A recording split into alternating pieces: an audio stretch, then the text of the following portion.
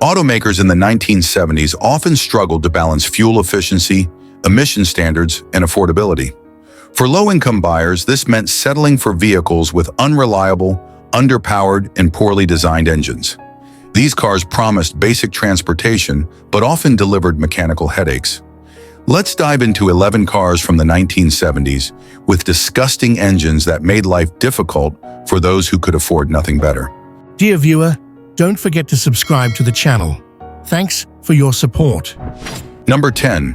The Ford Falcon, 1960 to 1965, was introduced as Ford's first compact car, aiming to provide a smaller, economical option in response to rising consumer demand for fuel-efficient vehicles. Though it was popular for its simplicity and practicality, the Falcon was criticized for being underpowered and plagued by reliability issues associated with its early inline-six engines. These issues affected the car's long-term reputation, especially as competitors began to offer more refined alternatives. The Falcon had a conservative design, with simple, clean lines and minimal decorative elements, meant to appeal to economy-minded buyers. Throughout its production, Ford offered subtle redesigns to freshen the Falcon's appearance, with updates to the grille, headlights, and taillights each year. Despite its plain styling, the Falcon's station wagon and Ranchero versions became practical favorites among families and small businesses. The interior was basic but functional, reflecting the car's economy-focused nature. Early models came with bench seats, minimal instrumentation, and limited upholstery options. Optional features like air conditioning, radio, and heater were available, but relatively rare. While the Falcon offered adequate seating for 4 to 5 passengers, interior materials wore out quickly, and dashboards were prone to cracking over time. The Ford Falcon came with a series of inline-six engines, which were designed for fuel economy rather than performance. While initially praised for their simplicity, these engines were underpowered and often struggled to meet drivers' expectations, especially in situations requiring quick acceleration or highway cruising. Engine options: 144 cubic inches, 2.4 liters, inline-six power output, 85 horsepower, torque, 138 pound-feet. This base engine was underwhelming, making the car slow off the line and poorly suited for high-speed driving. 170 cubic inches, 2.8 liters. Inline-six, introduced in 1961. Power output, 101 horsepower. Torque, 156 pound-feet. This engine offered a slight improvement, but still struggled with reliability under heavy use. 200 cubic inches, 3.3 liters. Inline-six, introduced in 1964. Power output, 120 horsepower. Torque, 190 pound-feet. The 200 cubic inch engine provided better performance, but by the time it arrived, the Falcon's reputation for being underpowered had already taken hold. Poor acceleration. Even with the larger engines, acceleration was sluggish, with 0 to 60 miles per hour, times exceeding 14 to 16 seconds in most configurations. Highway struggles. Falcons equipped with the smaller 144 cubic inch and 170 cubic inch engines had difficulty maintaining speed on highways, making them impractical for long-distance travel. Cold start issues. Owners frequently reported hard starting and stalling, especially in cold weather, requiring frequent tune-ups to keep the engines running smoothly. 2-speed Ford-O-Matic automatic. This transmission was outdated, contributing to the car's sluggish acceleration. 3-speed manual. While slightly more engaging, it was not enough to overcome the engine's lack of power. 4-speed manual, available on later models, improved the driving experience but remained hampered by the engine's limitations. The Falcon featured a simple suspension setup, with coil springs in the front and leaf springs in the rear, providing a comfortable but uninspiring ride. Body roll was noticeable during cornering, and the car's manual steering made it a chore to maneuver at low speeds. Brakes. Early Falcons came with drum brakes all around, which were prone to fade under heavy braking and provided limited stopping power. Owners often experienced valve issues and head gasket leaks with the 144 cubic inch and 170 cubic inch engines. The engines also had a tendency to burn oil, requiring frequent maintenance. Carburetor problems were common, leading to stalling, rough idling, and misfires. Keeping the car running smoothly required regular carburetor adjustments and spark plug replacements. Rust was a major issue, particularly in the floor pans, door sills, and wheel wells, as Ford's rust-proofing practices were minimal during this era. The two-speed Ford-O-Matic automatic was notoriously unreliable, with frequent gear slipping and shifting problems, prompting many owners to switch to manual transmissions. While the Falcon initially sold well, it quickly faced competition from other compact cars, including Chevrolet Corvair, more innovative with a rear-engine design but plagued by its own reliability issues.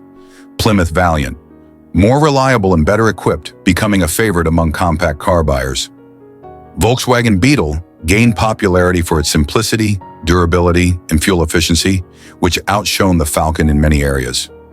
The Ford Falcon, 1960 to 1965, played a pivotal role in Ford's lineup by offering a practical, compact option during a time of changing consumer preferences. However, its underpowered engines and reliability problems limited its appeal over time. Although later engine upgrades addressed some performance issues, the Falcon never fully shed its reputation for being slow and troublesome. Number 9. The Rambler American, 1961 to 1969, was AMC's attempt at offering an affordable, compact car during a time when American consumers were gravitating towards smaller, more economical vehicles. Though it was marketed as a practical and efficient car, the American's weak engines, especially the base models with 90 horsepower, were underwhelming and often struggled under highway driving conditions. This limited the car's appeal to urban users, leaving it outclassed by competitors with more powerful and reliable offerings. The Rambler American retained a conservative, boxy design throughout its lifespan, catering to practical buyers rather than enthusiasts. Styling was minimalist, with small fins in the early 1960s and cleaner lines as the decade progressed. It featured chrome accents on higher trims, but even these felt outdated compared to the sleeker designs coming from Ford and GM. The interior was Spartan, offering basic seating with minimal cushioning and very few luxury touches. Dashboard layouts were simple but often lacked essential gauges, leaving drivers to guess oil pressure and engine temperatures. Limited soundproofing meant that engine noise was intrusive, especially on highway drives. Basic features like heaters and radios were optional, reinforcing the car's budget-oriented nature. The Rambler American came with several small inline-six engines, but the base models were notoriously underpowered, making the car a frustrating choice for drivers needing performance beyond city streets. Engine options: 195.6 cubic inches, 3.2 liters, flathead inline 6-power. Output: 90 horsepower. Torque: 150 pound-feet. Known for being outdated even at launch, the flathead engine offered minimal power, causing severe acceleration lag. Top speed: around 75 miles per hour, but getting there required patience. 195.6 CI, 3.2 L, OHV inline 6. Power output: 125 horsepower, optional engine. Slightly more responsive than the flathead version, but prone to overheating and head gasket failures. 232 cubic inch, 3.8 liters, inline 6, introduced in later years. Power output: 145 horsepower. While it gave the American better highway performance, the heavier engine increased front-end weight, hurting handling and fuel economy. Performance issues: acceleration. With a 0 to 60 miles per hour time often exceeding 20 seconds, the Rambler American struggled in traffic and on highways, making overtaking dangerous. Sputtering at high speeds. Even modest highway cruising caused the base 90 HP engines to struggle, leading to misfires and sputtering at speeds over 55 miles per hour. Fuel economy. While marketed as economical, the small engines were often pushed to their limits, resulting in real-world fuel economy that failed to meet expectations, averaging only 18 to 22 miles per gallon. 3-speed manual transmission was standard, but often criticized for poor shift quality and clunky gear changes. Flash-O-Matic automatic transmission was optional, but it drained what little power the engines provided, further reducing acceleration. The ride quality was rough on all but the smoothest roads, with leaf spring rear suspension causing frequent bouncing and poor control over bumps. Body roll was significant in corners, making the American feel unstable during quick maneuvers. Manual steering made parking cumbersome, while drum brakes all around provided limited stopping power, especially in emergency situations. The flathead inline-six was outdated and prone to valve problems, causing power loss over time. Many owners also experienced hard starts in cold weather. The OHV version of the 195.6 cubic inch engine suffered from frequent overheating due to poor cooling system design, leading to blown head gaskets. The Flash O-Matic Automatic had a reputation for slipping gears and requiring frequent adjustments to function properly. The Rambler American was poorly rust-proofed, with body panels and floor pans prone to corrosion, especially in northern climates where road salt was used. When introduced, the Rambler American was initially well received as an economical choice during the early 1960s. However, as the decade progressed, it faced stiff competition from cars that offered more power and better design. Ford Falcon, similar in size but with more engine options and better styling. Chevrolet Corvair, more innovative but with its own mechanical troubles. Plymouth Valiant, a solid competitor with better reliability and performance. Despite its shortcomings, the Rambler American's low purchase price and simplicity appealed to budget-conscious buyers, particularly in rural areas. The Rambler American, 1961 to 1969, is remembered as a car that was affordable but underwhelming. Its weak engines, especially the 90 HP flathead, left it struggling in real-world driving conditions, particularly on highways where it sputtered and faltered.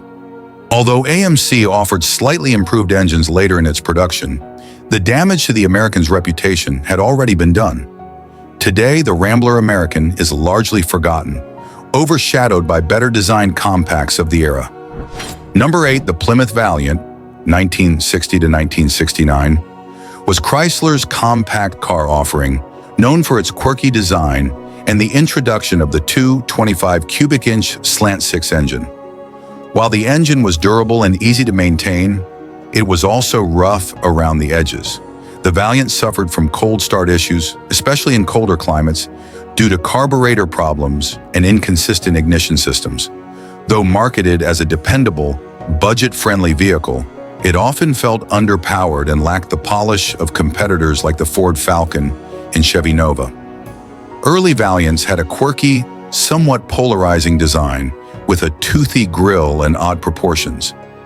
Mid-decade redesigns toned down the eccentric styling, giving the car more conventional looks by 1967.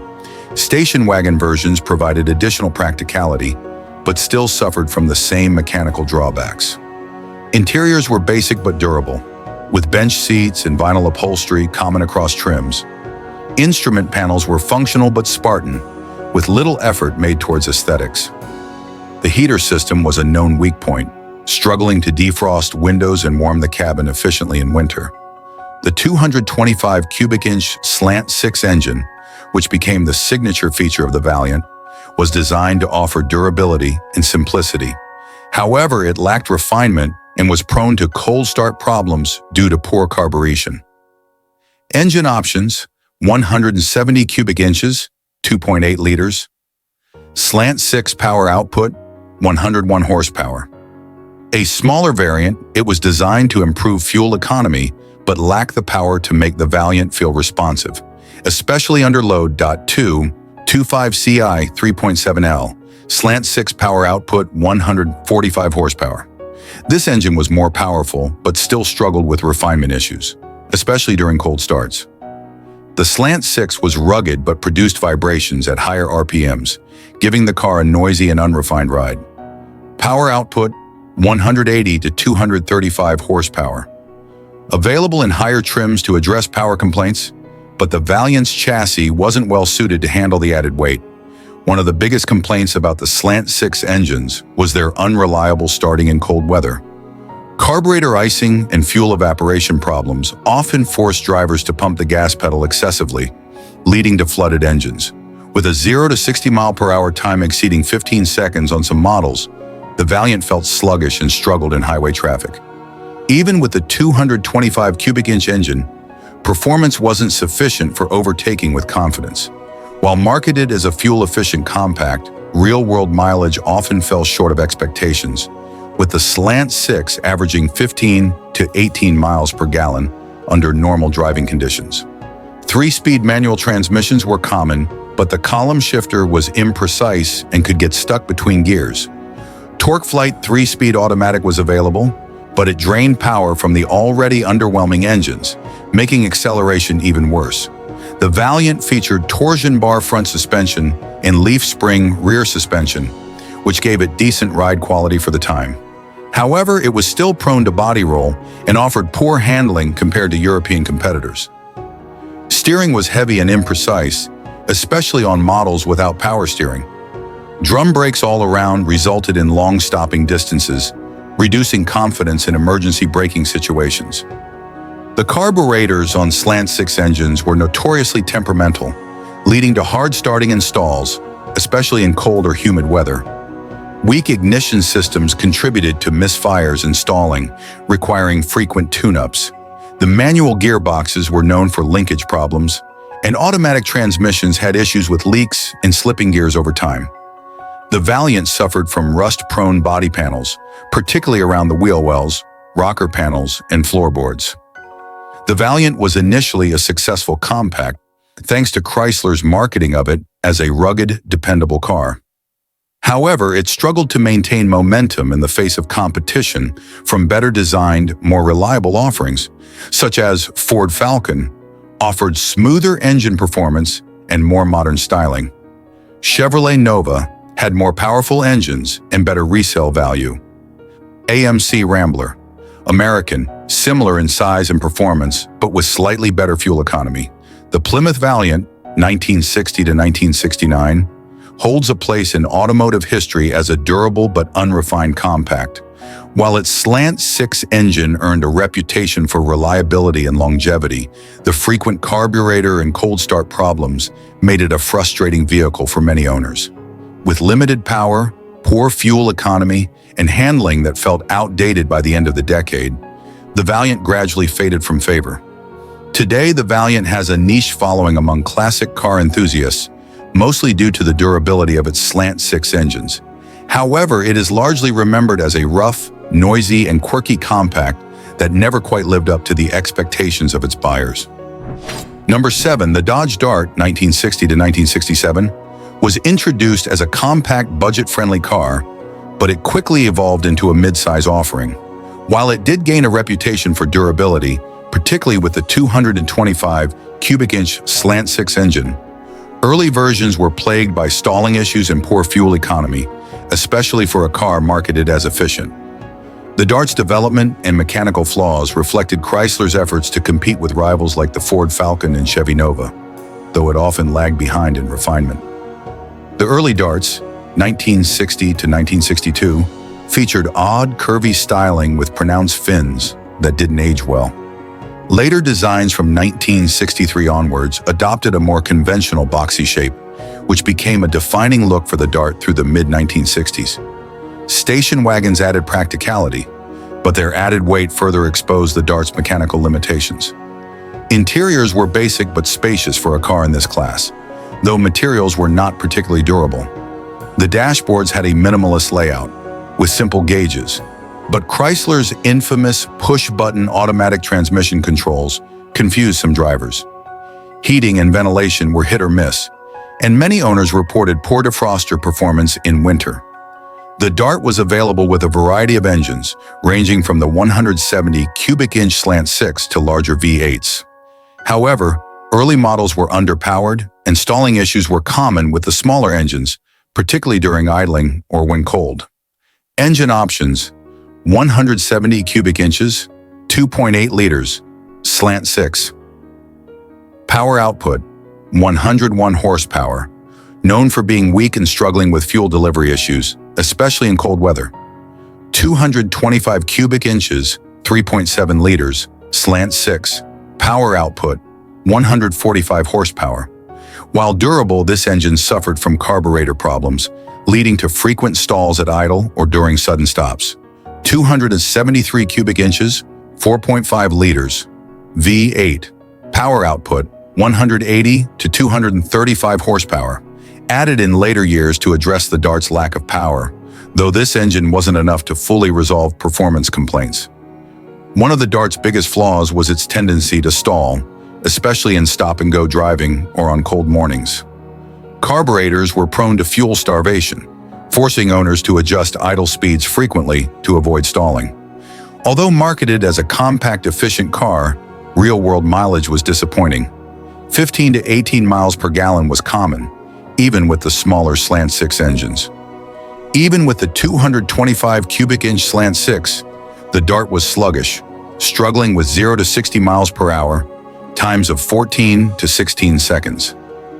8 models improved acceleration slightly, but suffered from poor handling due to the extra engine weight. 3-speed manual transmissions were standard, but felt clunky, with vague shifts that often led to missed gears. Chrysler's TorqueFlite automatic transmission was available but drained power, making acceleration feel even more lethargic.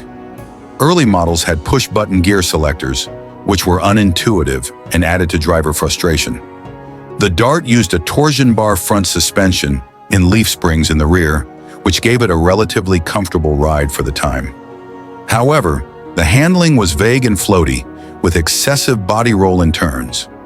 Drum brakes all around made stopping distances long, reducing confidence in emergency braking situations. Carburetor tuning issues often caused stalling at idle, forcing frequent trips to the mechanic. Cold starts were unreliable, and drivers often had to pump the gas pedal excessively, which led to flooding the engine. The manual transmission was prone to linkage problems, making it hard to shift gears smoothly. Automatics suffered from fluid leaks and slipping over time. The Dart was prone to rust along the fenders, floorboards, and rocker panels, especially in northern climates. The station wagon models were particularly susceptible to rust around the tailgate area. While the Dodge Dart enjoyed some popularity due to its affordable price, it struggled against better-engineered rivals. Competitors included Ford Falcon, offered better fuel efficiency and smoother performance. Chevrolet Nova provided more power and a wider range of options. Plymouth Valiant. Though similar in design, the Valiant's Slant 6 engine was marginally more reliable. The Dodge Dart, 1960 to 1967, is remembered as a quirky but flawed compact car. While the Slant 6 engine was durable, it was also prone to stalling and cold start issues, making it frustrating to own. Its poor fuel efficiency was another disappointment, especially as it was marketed as an economical vehicle. Despite its shortcomings, the Dart did earn a reputation for rugged simplicity and still has a niche following among classic car enthusiasts. However, most people today remember it as a basic, unrefined car that struggled with reliability and refinement compared to its competitors. Number 6, the AMC Ambassador, in 1961 to 1965, was American Motors Corporation's attempt to offer a mid to full-size luxury sedan at a more accessible price point. While it boasted decent styling and powerful V8 engines, it ultimately struggled to compete with more refined rivals. Its engines were known for excessive fuel consumption and required frequent maintenance, leading to reliability complaints. This model exemplified AMC's difficulty in balancing performance, luxury, and affordability during an era dominated by the big three automakers.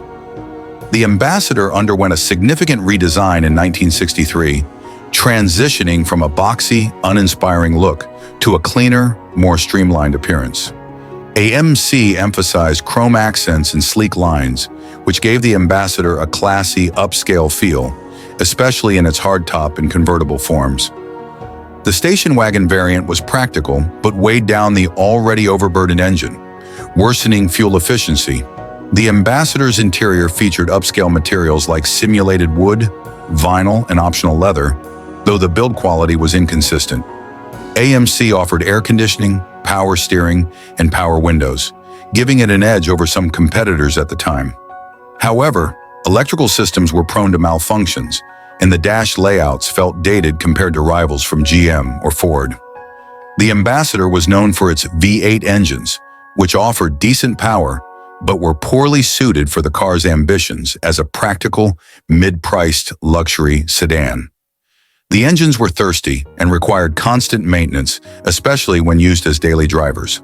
AMC's powertrains struggled with a lack of refinement compared to larger automakers. Engine options: 327 cubic inch 5.4-liter V8. Power output: 250 to 270 horsepower. This engine provided solid performance, but guzzled fuel at an alarming rate, averaging 10 to 12 miles per gallon. Oil leaks, valve issues, and overheating were common complaints.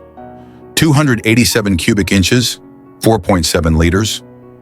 Wasserov 8, power output: 198 to 225 horsepower, slightly more economical but still struggled with carburetor problems and required frequent tune-ups. Misfiring and rough idling became a problem as these engines aged. With the heavier V8s, the Ambassador had adequate power for highway cruising, but suffered from sluggish acceleration, especially when loaded with passengers or cargo. 0 to 60 miles per hour times hovered around 10 to 12 seconds, which was acceptable for the era, but far from exciting.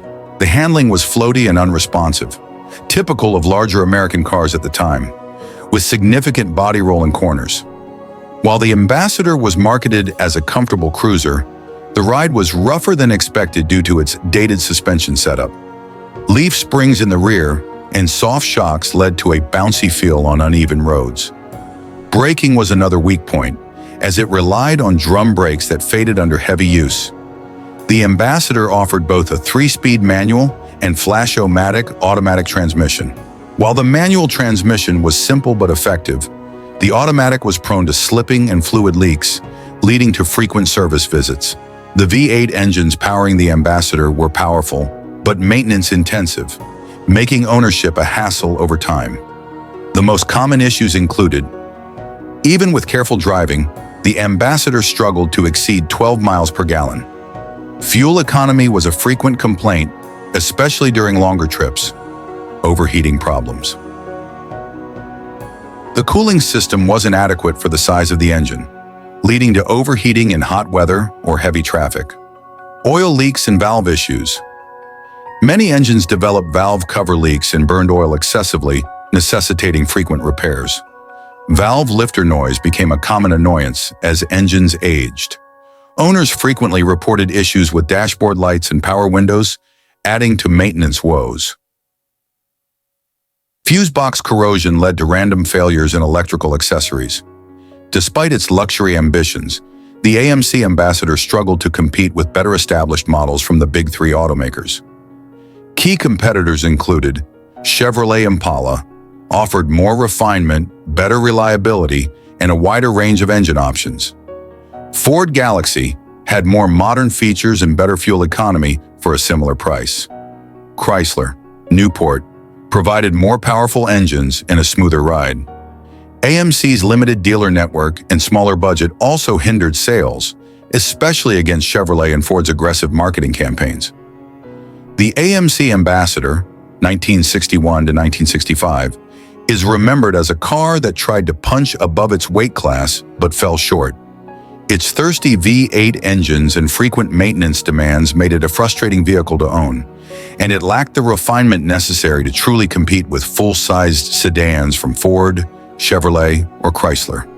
While AMC's effort to position the Ambassador as an affordable luxury car was admirable, the dated technology and spotty reliability ensured that it never gained a loyal following. Today, the Ambassador remains a quirky relic of AMC's struggles during the 1960s. Number 5. The Studebaker Lark, 1960 to 1966, was designed as a compact car aimed at reviving Studebaker's fortunes during a challenging period for the company. Initially praised for its small size and versatility, the Lark quickly developed a reputation for poor engine reliability and lackluster performance. Its dated technology became a liability as the Big Three introduced more modern, fuel-efficient alternatives, and emissions issues added to its decline by the mid-1960s. The Lark's styling was simple and conservative, a reflection of Studebaker's limited resources. While early models featured boxy lines and minimal ornamentation, The 1963 facelift gave the car a slightly more modern appearance with sharper body contours. However, compared to contemporary designs from Ford and GM, the Lark remained visually dated and uninspired. Inside, the Lark provided adequate space for a compact car, and optional features like air conditioning, power steering, and padded dashboards helped attract buyers. However, build quality was inconsistent, and fit and finish issues emerged as the car aged. The controls and gauges were basic, and many customers found the layout to be outdated even by early 1960s standards. The Lark was offered with both inline-6 and V8 engines, but both struggled with performance and reliability. Poor emissions control, weak acceleration, and frequent engine breakdowns became serious concerns as the model aged. Engine options: 169 cubic inches, 2.8 liters, inline-6 power. Output: 90 to 112 horsepower. The base six-cylinder engine was underpowered and prone to misfiring. It struggled to handle highway speeds, making long-distance travel frustrating. 259 cubic inches, 4.2 liters, V8. Power output: 180 to 195 horsepower. The V8 offered better power, but at the cost of poor fuel economy. It often suffered from overheating, especially in warmer climates, and the valve system was prone to early wear. Supercharged V8 available on later models. This engine offered a performance boost, but frequent supercharger failures limited its appeal. It also had trouble meeting emissions regulations. Acceleration was sluggish, even with the V8 engines. Due to heavy curb weight and outdated engine design, 0 to 60 mph times range from 10 to 14 seconds, making the Lark uncompetitive with similarly sized rivals. Many owners reported stalling problems when accelerating or idling at low speeds, especially with the inline-6 models. The Lark's short wheelbase made it easy to maneuver in urban settings, but the suspension was poorly tuned, resulting in a bumpy ride. Body roll was excessive, especially in station wagon variants, making it uncomfortable on winding roads. The drum brakes lacked stopping power, contributing to safety concerns on steep descents or during emergency braking. Both the inline-6 and V8 engines were known to develop overheating problems. The cooling systems were inadequate for sustained driving, especially in hot climates. Oil leaks from worn gaskets and seals became common, requiring frequent repairs. As emission standards evolved, the Lark's engines struggled to comply. Exhaust fumes and carbon buildup plagued these engines, causing rough idling and performance drops. The Lark's electrical systems were prone to failure, with many owners reporting problems with starter motors, dashboard lights, and ignition components. The 3-speed manual transmission was outdated and prone to gear slippage. The optional automatic transmission was jerky and unreliable, often requiring repairs within the first few years of ownership. The Studebaker Lark initially found some success due to its compact size and competitive pricing, but as time passed, it became clear that the car couldn't keep up with newer, better-designed rivals from the Big Three. Ford Falcon, more reliable and modern, with better fuel efficiency. Chevrolet Corvair offered innovative engineering, though it had its own flaws. Plymouth Valiant, rugged and dependable, with a superior slant-6 engine. By the mid-1960s, Studebaker's inability to modernize the Lark contributed to declining sales, and the company ceased operations as a car manufacturer in 1966. The Studebaker Lark, 1960 to 1966, is remembered as an ambitious but flawed compact car that ultimately failed to meet the demands of the market. Its unreliable engines, outdated technology, and high maintenance costs overshadowed its initial promise.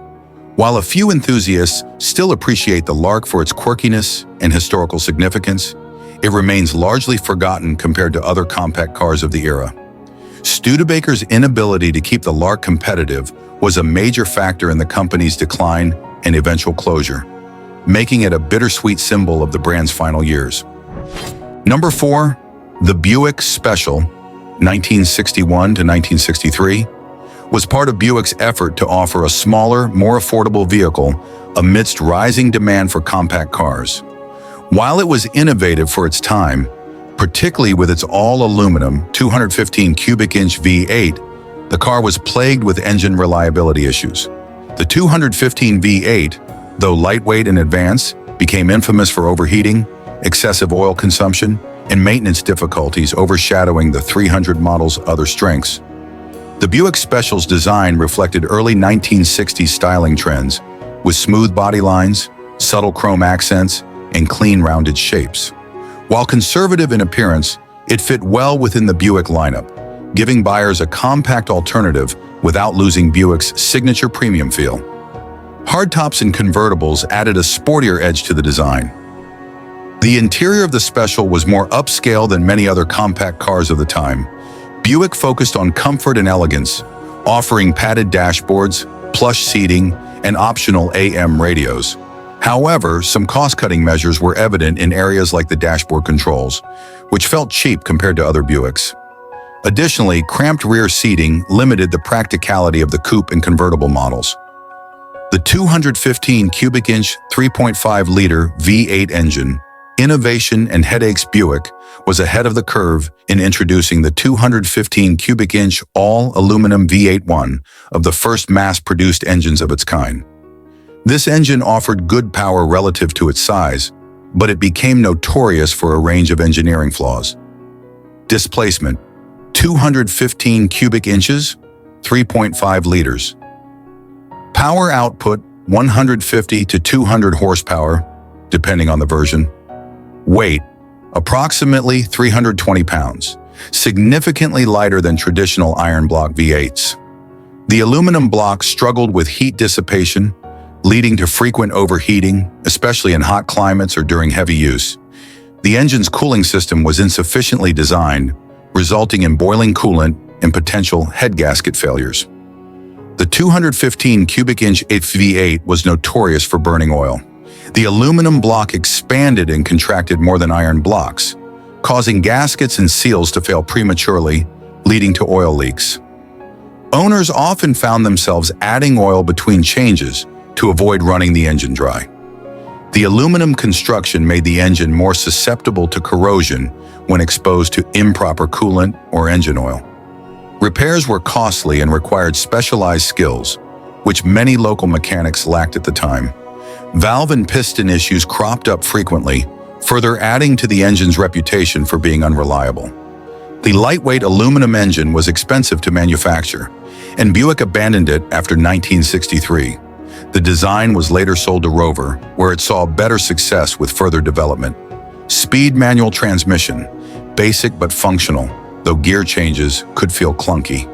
Two-speed Dynaflow automatic transmission offered a smoother ride but was prone to fluid leaks and reduced fuel efficiency.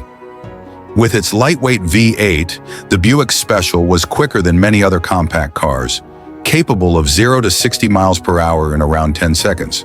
However, the engine's frequent overheating and reliability issues limited drivers' confidence in pushing the car hard. The Special also suffered from poor fuel economy, averaging only 12 to 15 miles per gallon. Disappointing for a compact car. The Special was reasonably nimble for its size, with a short wheelbase that made it easy to maneuver in city traffic. However, its soft suspension caused noticeable body roll during cornering. The drum brakes were adequate for normal driving, but could fade quickly under heavy use. Head gaskets and seals were prone to blowing, requiring expensive repairs. Over time, many of these engines were swapped out for more conventional iron block motors due to their unreliable nature. Radiators and water pumps frequently failed, contributing to the engine's overheating issues. The Dynaflow automatic transmission had a reputation for leaking fluid, requiring frequent servicing. The body was prone to rust, particularly in the wheel wells and rocker panels, limiting the car's longevity in areas with harsh weather conditions. When introduced, the Buick Special garnered attention for its innovative V8 engine and compact design. However, the car's mechanical issues and lack of reliability tarnished its reputation, leading to declining sales by 1963. Competitors quickly surpassed it with more refined and dependable models. Ford Falcon offered better reliability with a practical inline-six engine. Chevrolet Corvair, quirky but more dependable, despite some safety concerns. Plymouth Valiant, rugged and reliable, with superior engine options like the Slant 6. The Buick Special, 1961 to 1963, is remembered as a well-intentioned but flawed experiment. While it was ahead of its time with its lightweight V8 engine, poor engineering and high production costs undermined its potential. Buick's decision to sell the engine design to Rover allowed it to achieve some measure of success overseas. But for American buyers, number 3, the Chevrolet Chevy 2, 1962 to 1967, was designed to compete in the growing compact car market, but its basic 4-cylinder engines made it feel outdated almost from the start. While intended to provide affordable and reliable transportation, the car's performance left much to be desired. With lackluster power, noisy operation, and few features, it appealed more to budget-conscious buyers than enthusiasts. Design and concept Chevrolet designed the Chevy 2 as a no-frills car to fill the gap left between the full-size Chevrolet models and the quirky but problematic Corvair. The goal was to build a simple, conventional compact that would offer reliability at a low price, emphasizing utility over flair. It followed a conservative design with straightforward styling and minimal ornamentation. This simplicity allowed Chevrolet to position the Chevy 2 against rivals like the Ford Falcon and Plymouth Valiant. However, the entry-level 4-cylinder models, though affordable, left many drivers frustrated with their poor performance and unpleasant driving experience. The 4-cylinder engines, weak and noisy. The 4-cylinder engines in the Chevy 2 were budget-conscious choices, designed to offer basic power at low cost. Unfortunately, this strategy resulted in engines that were underpowered and harsh in real-world driving situations. Engine specifications: 153 cubic centimeters, 2.5 liters, inline 4, horsepower, 90 to 110 horsepower torque, approximately 140 pound-feet. Known for being loud and rough, particularly under acceleration. Struggled with long-term reliability due to its bare-bones construction, 1.97 liters. Inline 4, available only in early years. This engine was dropped quickly due to poor sales and driver dissatisfaction. Both engines were meant to provide fuel economy, but the savings were marginal given the car's noisy operation and underwhelming performance. Drivers often complained that accelerating to highway speeds was a struggle, especially with a full load of passengers or cargo. The Chevy 2's 4-cylinder models had poor acceleration, with 0 to 60 miles per hour times often exceeding 14 to 15 seconds. This sluggishness made it difficult to merge onto highways, and drivers frequently had to floor the accelerator just to keep up with traffic. The engines also lacked refinement, creating vibrations and harsh engine noise in the cabin, especially at higher speeds. The suspension was basic, coil springs in the front and leaf springs in the rear, resulting in a bumpy, unrefined ride. Handling was compromised by narrow tires, and the manual steering made maneuvering at low speeds cumbersome. Though the Chevy 2 was compact by 1960s standards, it felt ungainly during tight turns, and braking performance with the drum brakes was marginal. While the Chevy 2 was generally considered simple and easy to maintain, the 4-cylinder engines had their share of issues. Premature wear on valve seats caused rough idling and required frequent adjustments. The engine's gaskets were prone to leaks, leading to frequent oil top-offs. Even when in good condition, the engine produced excessive mechanical noise, which detracted from the driving experience. On cold mornings, the engine was difficult to start and required constant tuning to maintain idle. While the Chevy 2's 6-cylinder and V8 models gained more popularity, the 4-cylinder versions struggled against more refined competitors like Ford Falcon, provided smoother inline-6 engines with better performance. Plymouth Valiant offered a reliable slant-6 engine that was both fuel-efficient and more durable. MC Rambler, American, gained favor with economy-conscious buyers thanks to its better ride quality and reliability. Despite the drawbacks of the 4-cylinder models, the Chevy 2 still managed to carve out a niche due to its low initial cost and simple mechanics. For many buyers, it was seen as a basic, utilitarian car, good enough for short commutes or second-car use. Though far from inspiring, the Chevy 2 would later evolve into the Nova, dropping its weaker 4-cylinder engine options and shifting toward more powerful, performance-oriented models in the late 1960s. Today, the four-cylinder Chevy 2 is largely forgotten, as most enthusiasts gravitate toward the V8-powered Nova variants for restoration projects. Overall, the 1962 to 1967 Chevy 2 four-cylinder models serve as a reminder of GM's struggles to build competitive compact cars in an era when buyers were shifting towards smaller, more efficient vehicles. While the platform proved versatile, the underpowered four-cylinder engines and rough ride prevented the Chevy 2 from standing out in a competitive market. Number 2, the Pontiac Tempest, 1961 to 1963, was an ambitious attempt by General Motors to break new ground in compact car engineering, but its unusual drivetrain and engine choices led to significant reliability issues. While innovative, the Tempest's rope drive shaft and quirky engine configurations caused more headaches than benefits, earning it a mixed reputation.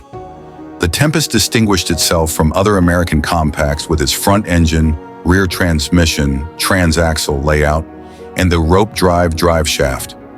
These features were intended to improve weight distribution and ride quality, but they introduced maintenance and durability challenges. Noteworthy design choices: rope drive shaft. The drive shaft was essentially a flexible steel cable encased in a tube, designed to connect the engine at the front to the rear-mounted transaxle. This setup allowed for better weight balance, but it was prone to vibrations, stretching, and eventual failure. Rear transaxle. Instead of using a conventional solid axle, the Tempest used a rear-mounted transaxle that housed both the transmission and differential. While innovative, this made repairs more complicated and increased drivetrain wear. Independent rear suspension. The Tempest featured fully independent rear suspension, an unusual feature in American cars at the time. However, this added to its complexity and repair costs. Engine options. Strange choices with poor reliability. The Tempest offered unconventional engine configurations that proved to be a significant source of problems. Trophy 4, 195 CI inline 4. This engine was essentially half of a 389 CI Pontiac V8, leading to vibration issues because it lacked the inherent balance of a six-cylinder engine. Horsepower: 110 to 140 horsepower. Common issues: severe vibrations at idle and high RPMs. Gasket leaks leading to oil consumption. Poor fuel economy compared to competing engines. 320 cubic inch V8, 1963. In 1963, Pontiac added a small displacement V8 to improve performance. However, it wasn't much better in terms of reliability. Horsepower: 260 horsepower. The engine was prone to overheating. Poorly tuned carburetors resulted in rough idling and stalling. High fuel consumption negated any performance benefits. The Tempest was praised initially for its smooth ride and balanced handling, thanks to its unique drivetrain layout and independent rear suspension. However, the novelty quickly wore off as maintenance issues began to plague owners. The flexible rope drive shaft was prone to vibration problems, especially after extended use, making the car unpleasant to drive. The rear-mounted transaxle had a tendency to overheat, leading to gearbox issues and costly repairs. The Trophy 4 engine was noisy, unrefined, and developed excessive vibrations, which could cause other parts of the car to rattle or come loose. While the Tempest handled better than some other compacts, the independent rear suspension proved fragile under real-world conditions and wasn't suited for rough American roads. The Tempest's unique design made it difficult for both owners and mechanics to keep the car running smoothly. Some of the most common reliability issues included drive shaft stretching and failure. The rope drive shaft would stretch over time, requiring frequent adjustments or complete replacement. Engine overheating. Both the inline 4 and V8 engines had cooling problems, particularly in warm climates. Transmission leaks. The rear-mounted transaxle was prone to fluid leaks, leading to premature wear if not caught early. Suspension issues. The rear suspension components wore out quickly, and replacements were expensive and hard to source. Initially, the Tempest was lauded as a bold step in automotive innovation, even winning Motor Trend's Car of the Year award in 1961. However, as reliability problems emerged, the car's reputation declined and sales suffered. Customers found that the complex engineering created more problems than it solved, and the repair costs often negated the benefits of the car's fuel efficiency and ride quality. By 1964, Pontiac abandoned the Tempest's innovative drivetrain layout in favor of more conventional designs, returning to a standard solid rear axle and front-mounted transmission. The Tempest nameplate continued, but the 1961 to 1963 models remain an odd chapter in Pontiac's history, remembered more for their quirky failures than their success. The 1961 to 1963 Pontiac Tempest was a car ahead of its time, but it suffered from poor execution and questionable engineering decisions.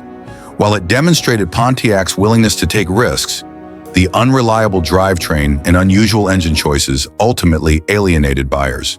Today, the early Tempest is remembered as an interesting automotive experiment, but one that fell short of its potential. Number 1. The Dodge Polara, 1960 to 1965, was a full-size car that epitomized the big American sedan of its era.